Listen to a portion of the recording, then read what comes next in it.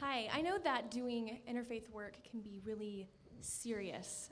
It can be heavy, it can be often involving a lot of conflict and deeply held emotional concerns.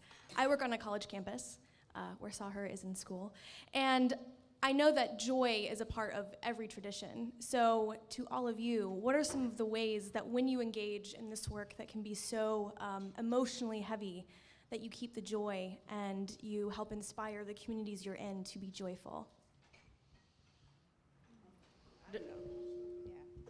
Well, as Laura knows, I think a lot of it for me is really getting to know people at a personal level. On our campus, we have this great space with these great couches, and last year I spent about 75% of my time on those couches, and what consisted of those conversations was me just getting to know my fellow friends as people, and we shared all of the happiness of getting into grad schools, of getting jobs, of passing our classes, but we also shared a lot of the really serious stuff of going through a breakup, of going through mental health difficulties, and I think that really has helped really inspire me to continue this work and to really want to be there for one another, because I know these are not people who are just going to be there when I'm having a great time and we're just going to have fun. We have a lot of fun, but they're also going to be there at the worst times, and they're going to be there to support me, which just makes every moment with them so much more meaningful and deep. So not to call you out, Osama, but you know the old saying, if you don't have a sense of humor, nothing's funny. So, you're definitely putting me on the spot here. No, but I think joy is an interesting topic, and the thing is, it's not like you don't define joy just being happy all the time or sad all the time, but it's definitely, like Seher said, going through things with people that you love and that you can trust. So that the main idea here is that it's not about just like let me think about how I want to say this. It's not just about doing things together, but it's really about doing things.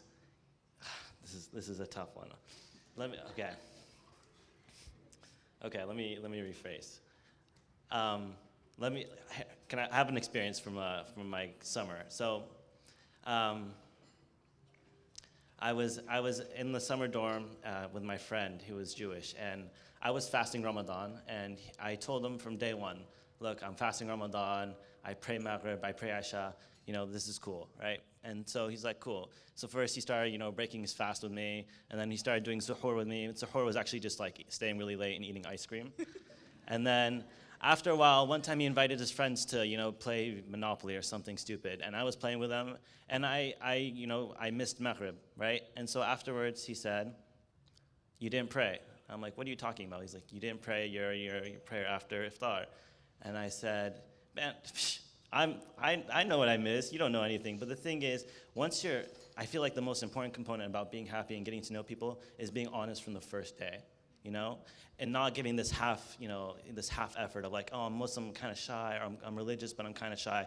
But being honest and open from day one about your practices and your religion can really open this, this channel for happiness and joy.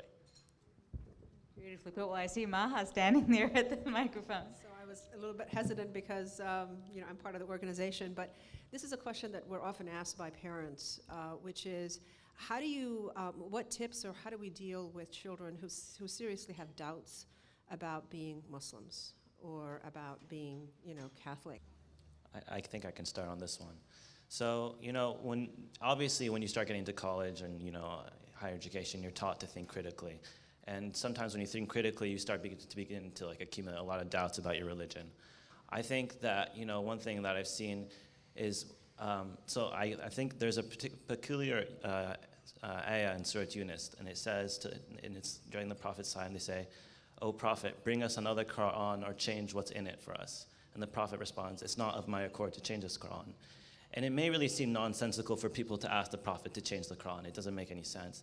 But if you think about it, these people just wanted the Prophet to change the Quran to fit their lifestyle.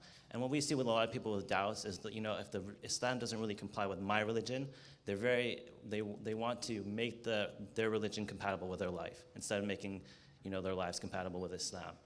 So it's a very interesting problem in the sense that let's pick what I want from this religion, let's just change it here, change it there. Okay, all my doubts are resolved. But when in reality, you gotta dig deeper at the issue. Simone? I'll just say briefly, but then hand it over. I really appreciated in my Jewish education that there was always a sense of make the educated choice. It's okay if we experience doubt or we struggle with religion. In my upbringing, that was okay. That was encouraged because the answer was always learn more, dig deeper. As Osama said, dig deeper and learn more about what this world is, so that if I ultimately did decide, I'm actually not feeling this religion anymore, it would be the educated decision. Did you have something? Beautiful book. So this might sound a little out there, but let me explain. The first thing is to let go as a community, as parents, and I know you probably don't want to hear this, but here's where I'm coming from.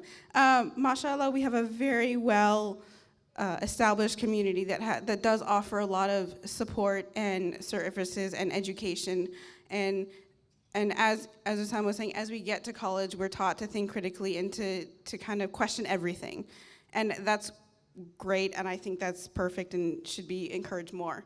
But I think parents and our community as a whole needs to trust that they've taught us and they've instilled in us a sense of who we are, and that it's okay. This is a part of the growing in your faith. The fact that you're able to doubt God or to doubt your faith and then come back to it. I know from my personal experience, I have a much deeper sense of who God is to me and what my faith is, and I'm proud of it. Whereas had I just continued to just allow myself to be told, oh, just practice this, do that, but not really think about it, it really wouldn't have made a difference, and I probably wouldn't be sitting here right now. So I think in letting go, you create spaces to ask these questions. Don't shy away from people who say, I don't know if I believe in God anymore. I don't know why I believe this. Take time to personally go through with these individuals to say, well, what's bothering you about this? Because there's so much within any tradition that can help answer these questions, and it's just a matter of kind of digging deeper and digging personally to find out, yeah, that's what resonates with me.